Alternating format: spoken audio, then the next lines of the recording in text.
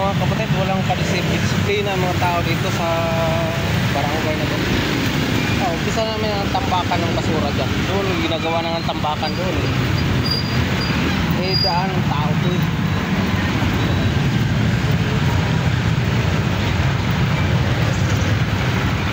Kulang mga disiplina.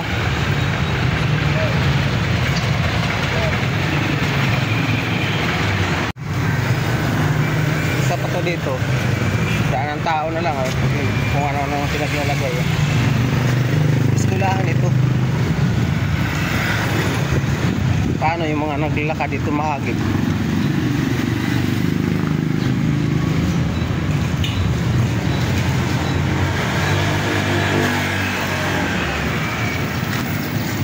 Eskulahan ng Santa Marta yan.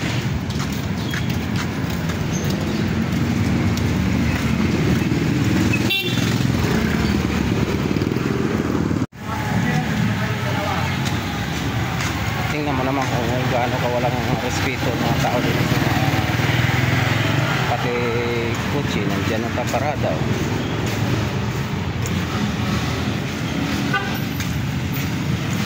Wala din kahit anong linis sa kalsada pag ganyan. Daming abstraction.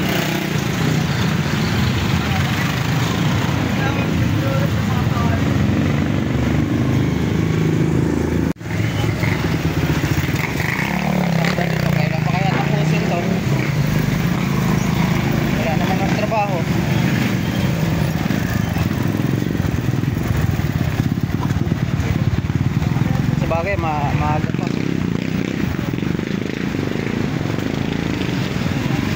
Maraming traffic dito.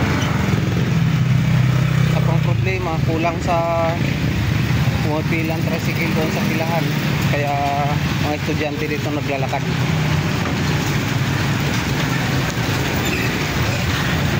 Dahil sa sobrang traffic, tinatamad yung mga driver biyahe kasi gastos sa gasolina at andar. Hindi naman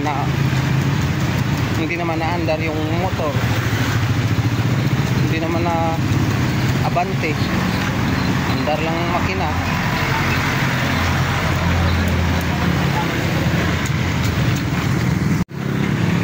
Isa pa to dito ang kampanya na yan dyan.